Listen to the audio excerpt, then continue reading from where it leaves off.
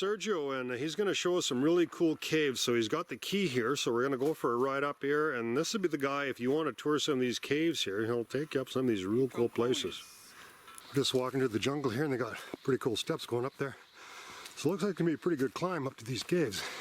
And what are we looking at here, Sergio? Well, this is the first stop of the tour. Yeah. And here we have this giraffe-shaping ficus tree. Oh, it's a pretty cool looking tree. What kind of rock do you think that's? Limestone? Limestone rock, yeah. Oh, that's neat, eh? Yeah. So it seems like it started living right there on top of it. So the roots go right into this rock here, eh? All the vines that hang are one day going to become the same thing. Oh, cool. It's fresh air coming out of here. That means there's air going down, so yeah. There's air conditioning inside. Pretty cool looking cave, so look at them. Stag lights off of there, nice and cool. Yeah, really cool. We'll put some lights on and head down there and see what we can find. So these are limestone formations, and they got dissolved by the acidic. Yeah. Water. And certain time, the water that was flowing. Yep. On the side, popped this up and made it the level up instead of being down. Oh, so really cool. It's considered being up, not underground. We're looking really forward to heading down there and having a look at some of these formations. Yep. So Sergio says he can hear some bats, but I'm not hearing them, but my hearing's not as good as his, I'm sure. Same with April, she can hear bats and I can't hear them. Yeah, just a real interesting looking formations as you go in. You're probably not going to see them that good from here. We'll head down to the bottom and have a look at them. Stalagmite? Stalagmite, yeah. Stalagmite, and that's formed from calcium dripping from the top of the... From the top. Yeah, from the top, coming Stalagmite down. And stalactite. See, C for ceiling and G for ground. I always get the two mixed up, and we're really seeing nothing for light, so we'll get closer into these guys here. I always get those two mixed up, but yeah. There's another one back there that we can see later on, close up. Yeah, it looks like huge icicles in here, but she's probably about 28 degrees in here, so I'm pretty sure they're not frozen. And that's interesting looking, but doesn't look like a normal copper that I'm used to seeing. It's too pale. Usually copper is more of a bluish color. Turquoise? Yeah, brighter blue. This is very green. Look at that. There's a big float stone. Flowstone, yeah, we've seen them in mines. We never see them that far advanced because they're just a lot older than anything we see in mines. That is a really cool flowstone, for sure. Wow, look at the size of that. It's huge too. Going back into there, so now we have one that's broke off here. Fell off the side. Oh, look at that, straight up there. Oh, isn't that cool? You gotta be careful that doesn't hit you on the head. Mm-hmm. Normally going to mines, they always have a hard hat with these lights on these hard hats, but you're trying to save weight when you're going to Mexico, so not very likely it's just going to suddenly fall on you, but yeah. Well, this is a really stunning cave. Excellent. This rock fell off the back for sure. Maybe back then it's really normal to have earthquakes in Mexico, so this one possibly it's a lot of weight. It can only hold so much weight, and then you get a bit of crack on it or something. See, in Canada, they have a frost and stuff that gets in between this stuff, and that just kind of wedges it apart, so they don't have that problem here. But some of the stalagmites that were there. Here we have an example that there was a big stalagmite. Yeah. This one right here was bigger, but it got broken. That's a rock from a stalagmite, almost this type of same mineral, but it got broken possibly thanks to that rock, which was part of the entrance. Well, eventually the formation can only hold so much weight, and gravity is going to take over, even without an earthquake eventually. Look at the top of that hole, and it almost looks like a drill hole. I know it isn't, but it doesn't look like the right diameter for a drill hole. And this one's kind of similar, but it's not round, so you know it's definitely not a drill hole, but pretty cool formation. So we have our oxygen monitor going off here, and it's not because I'm breathing into it. So here we are at the bottom here, and we have low oxygen here, so I don't think it's critical, but interesting, we didn't expect that to happen. But that's the thing when you go into mines, you find things you don't expect. So if we have any caves going further into here, looks like a bat there. I would be concerned about going very far underground here. Obviously, you'd think the oxygen would be mixed up pretty good here, but the monitor don't lie.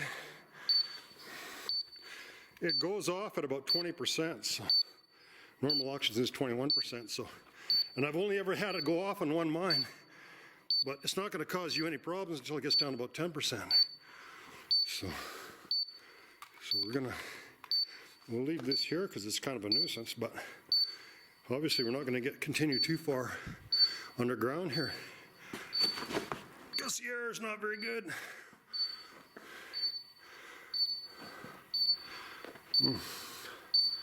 Unfortunately, a lot of people decide they should scratch their names in here. Yeah, that's a little private. Trying to make have control if you come in that room.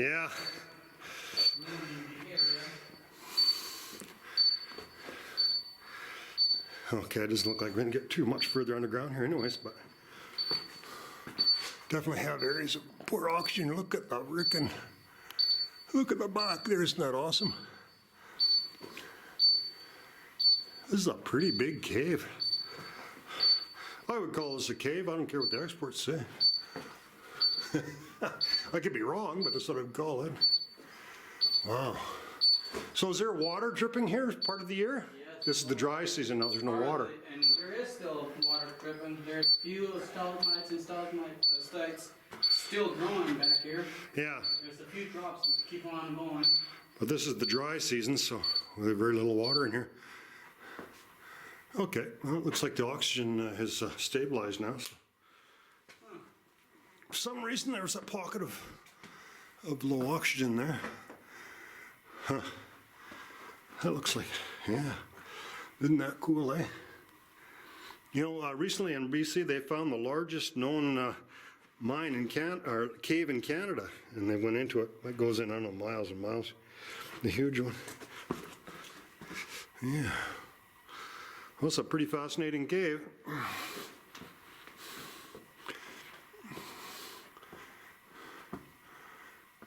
Check out the drawings.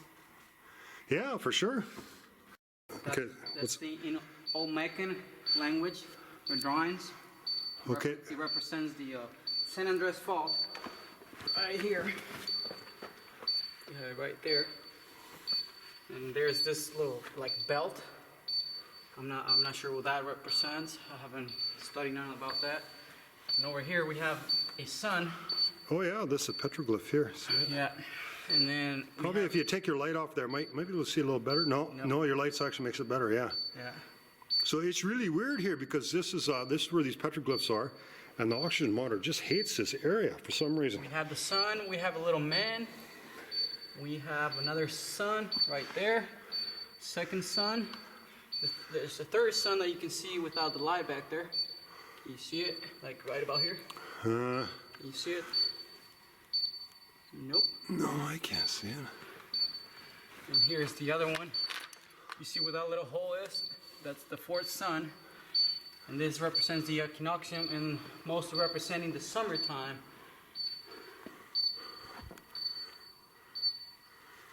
Well, there's a lot of history going back into this, eh?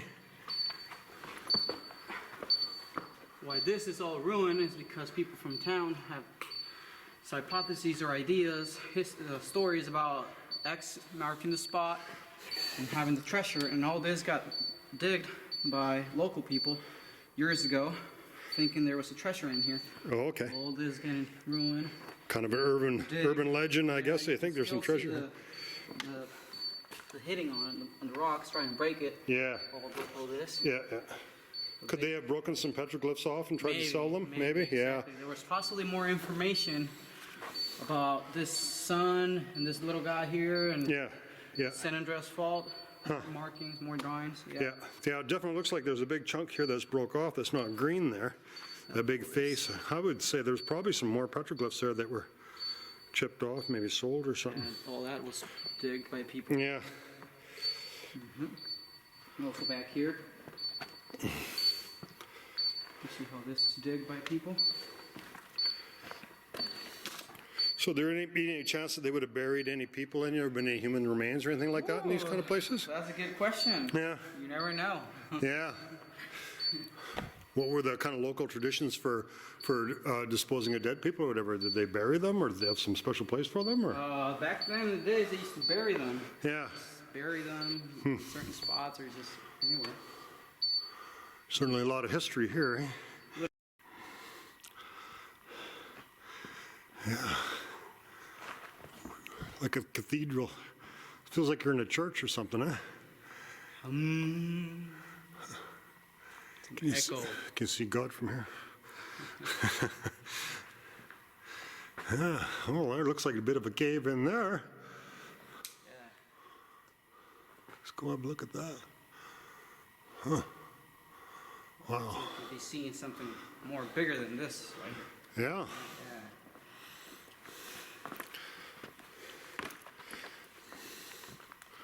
I thought you said it was going to be cool in here.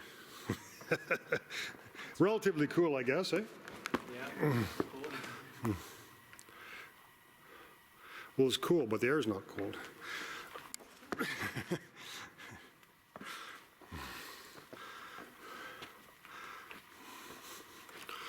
Yeah.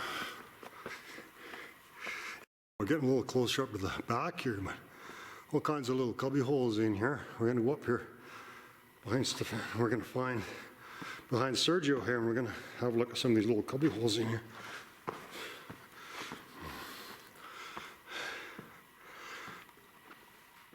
See what I was talking about, those holes right there? Yeah. When the animal was digging? Oh, okay. So it's kind of an urban legend that there's some treasures or something in here. If anyone's found any, they haven't said nothing about it. Yeah.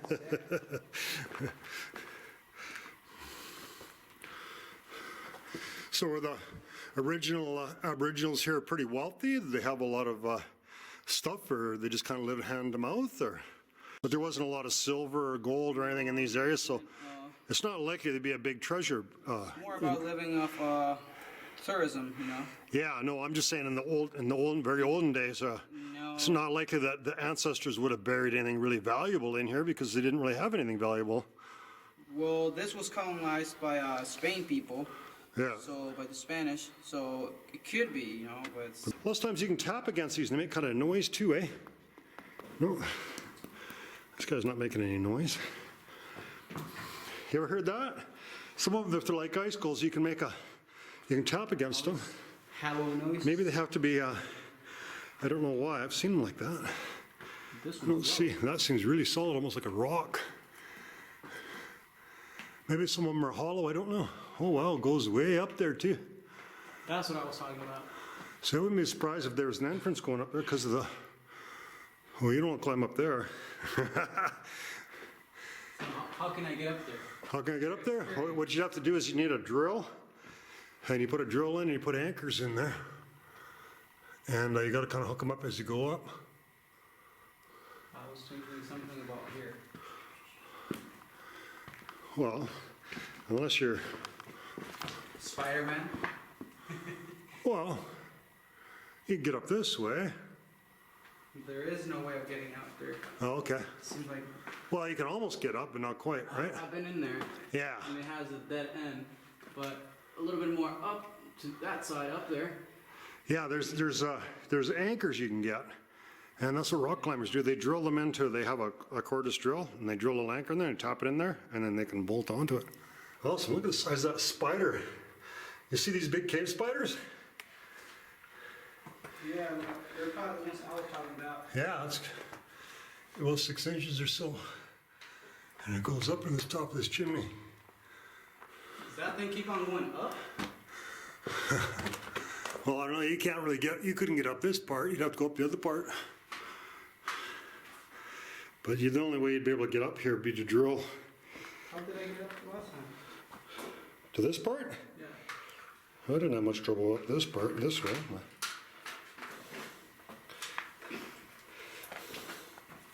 I can give you a hand if you want. You'd be better off to look on the outside and see if you can find another little hole going down somewhere, because it's easy going down, but it's difficult going up. Like if you had ropes, you'd go down, it's like nothing. If you have a belay device or something, but going up See is, how big it is in there? yeah. If you had a drill, you could just hike up as you go up. You just put a drill and you just drill it in, and you just keep anchoring yourself to go up. But it's more advanced. Once you got a line up there, it would be no problem getting up there. But without a I line, know what to do. Get a line up there, and yeah, there's So- possibly an exit up there. You know. I would think there's a good chance. We found all these bones in here, but they're really small. Chicken bones. Chicken bones, yeah. Somebody might have brought chicken in here for Somebody had lunch in there. lunch. I don't know.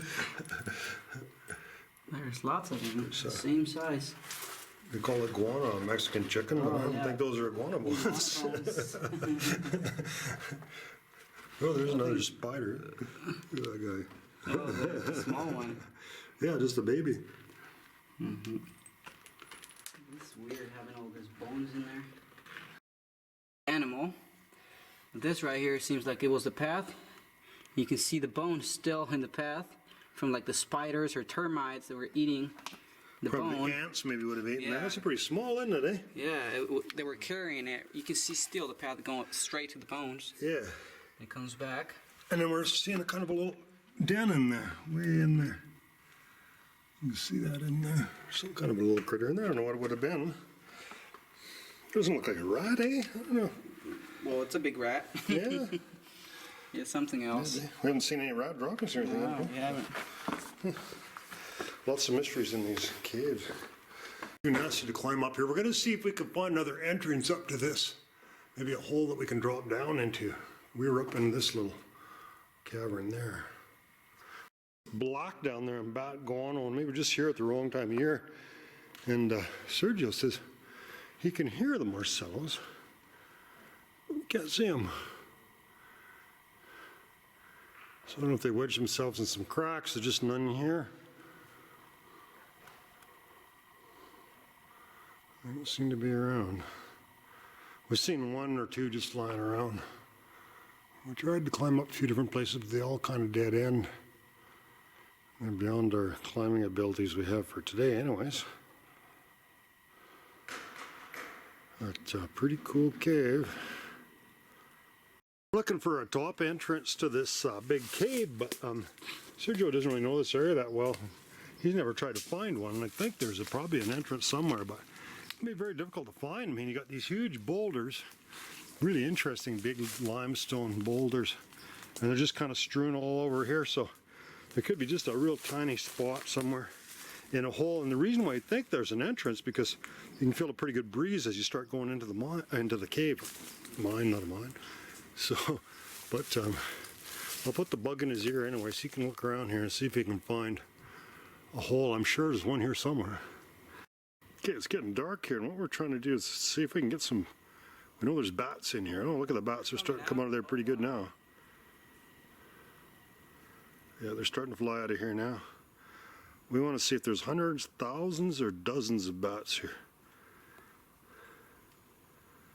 Well, we're seeing probably dozens, not hundreds, but seeing, they fly really fast. You can just barely see them. They're coming out of there pretty good. There's quite a few bats, or I'd say there's dozens that are flying around there, but I don't know if you can see them very well.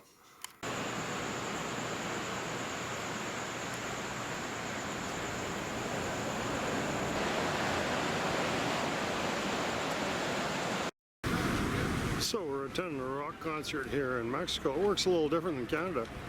The police are here, but they don't have the machine guns in the back of their trucks. So.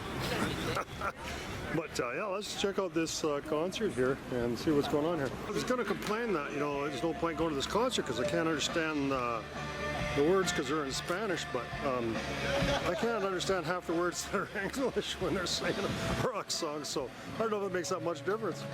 Right on the beach here, just off the Pacific Ocean here, and you see there's a whole bunch of people that kind of camped out. They got tents and shit here, and they're all set up for this party. And I guess the big bands are coming in tomorrow night, but it doesn't really make much difference to me because I can't understand the freaking music anyhow. So, but it seems to be pretty good music, and yeah, we'll go down there and we'll check it out. Canada, they sell the expensive booze inside.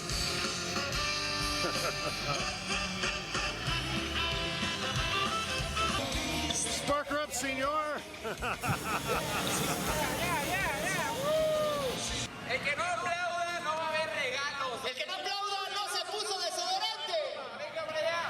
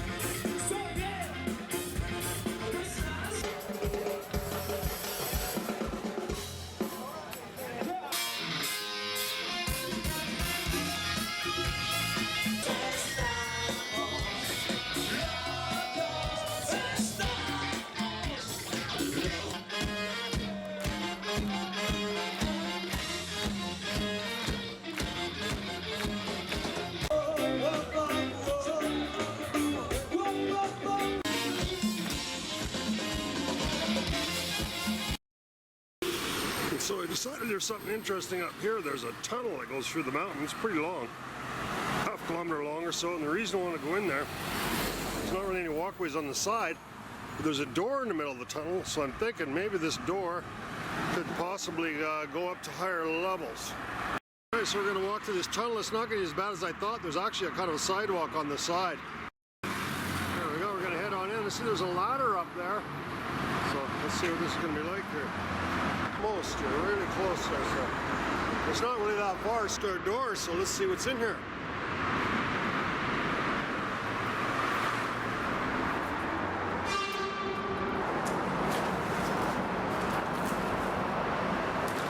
No, not much.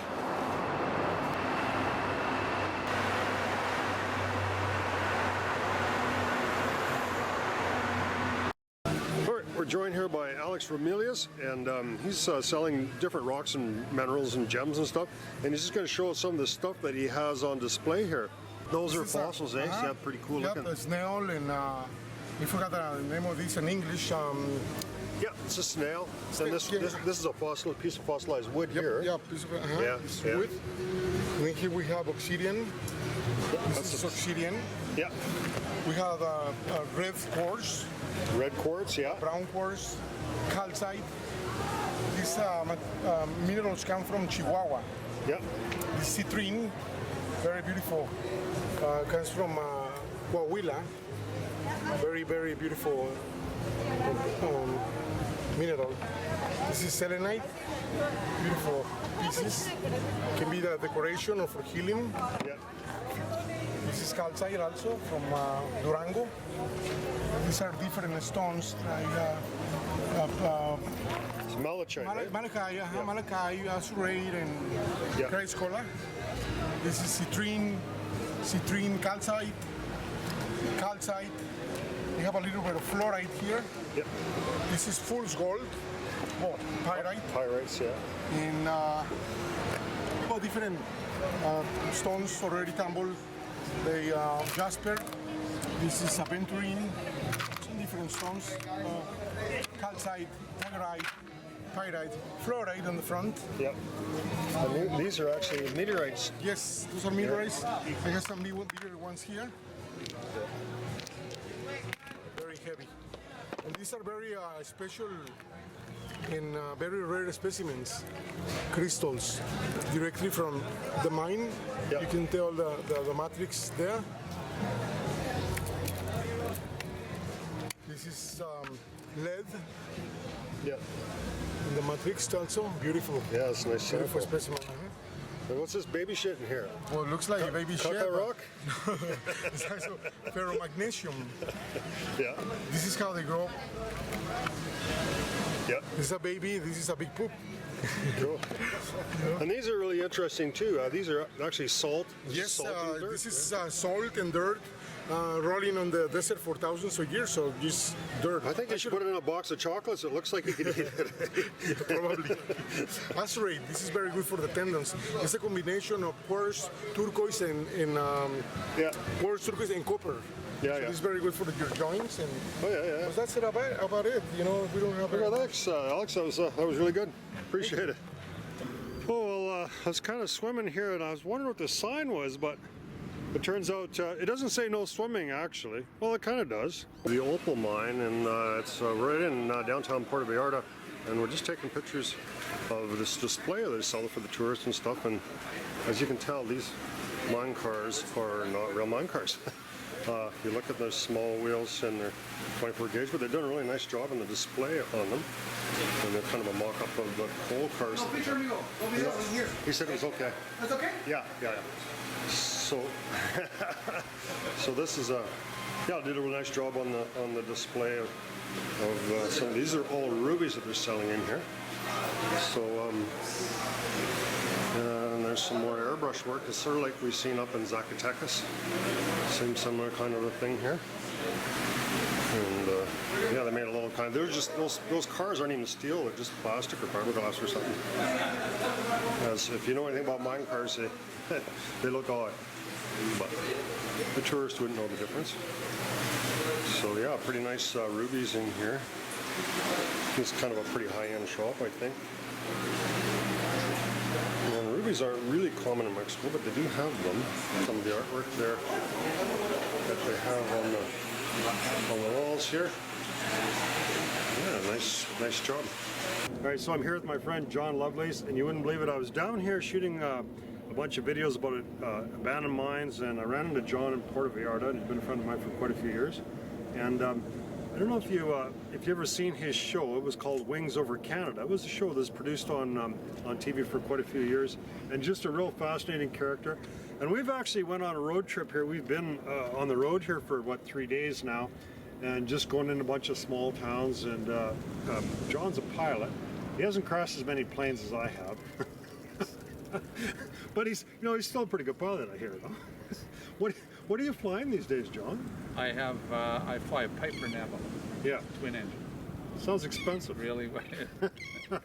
Still got the same original wings on it. Yeah, okay. Unlike some of your airplanes. Well, that's how I met you, actually, because you're up in Fort St. John. I flew into the Fort St. John airport. I said, "Hey, you're John Lovelace," and you said, "Well, guilty I remember you walking up to me charged." and you were going to take me flying, and I think it was blowing 40 knots. It was actually funny because I had a T-shirt that had the Grim Reaper on it. Grim Reaper on it. Yeah. I was telling you I had about I don't know what I had about 100 hours experience. Yeah, you go to Dawson Creek, no problem. I take you right, but you're too squeamish. You didn't want to ride with me. Well, that's part of this being lucky. Sort of got to make your own luck. No, I was good, but I fly with you now, Frank. You don't fly now. Now that you've had the experience. But when I met you, I hadn't even crashed one plane. I've crashed 3 planes now, and you're more confident in my flying. Well, you know what? I told you off camera before when we were talking about it. Anybody who's successful in flying, they can't really take credit up for it, because you get up, pilots try to do the same thing, try to fly, but there's a certain, carefully, but there's a certain element of luck. Yeah. And when the weather got bad and we were pushing through it, it invariably would get better. There's an old saying that says you start off when you start flying with a bag full of luck that's full and a bag full of experience that's empty, and you hope before the luck runs out. Well, that was it. But we had, some of my friends, dear friends, weren't as fortunate, so I don't claim any credit for it. I claim credit for getting up in the morning, trying to stay healthy and trying to do the best thing I could when we were doing the shows. Yeah. And I'm still here. I think you had a hell of a lot of fun. So what the heck? I mean, you're traveling across the country, you're doing the flying, and you're having a lot of fun. What more can you ask for, right? It was great, and it was really rewarding too. One of the few guys in Canada that ever started his own show with his own money, and it was on Discovery Wings, and it was a fascinating show. Tell me a little bit about how your show got started, and how you got into the business. Well, we started with the idea of doing a flying show, and we were way ahead of everyone else because there was no flying shows then. So I decided to contact some people who knew all about it, and they said they weren't interested. CBC, CTV, all of PBS, all the people we were working with didn't want it. So I started my own production company. We went ahead and did it. We ended up doing 172 shows. Yeah. And we were everywhere with it. And it just caught on. Yeah. Because just what you're doing, Frank, is like if you do something that you have a passion for, and people believe you, what you're doing, and they're not getting, BS, then they're gonna tune in. And we did some really neat stuff. But I love what you're doing, Frank. You've got a passion for it. I've spent some time with you. And I wish you all the great success to it. Well, what this man says, it's the honest goods. I rate his stories, and I'll give him one story after another, and I'll rate them 7.5, 8, whatever it is. I never heard nothing more than about 8.2. That's about the...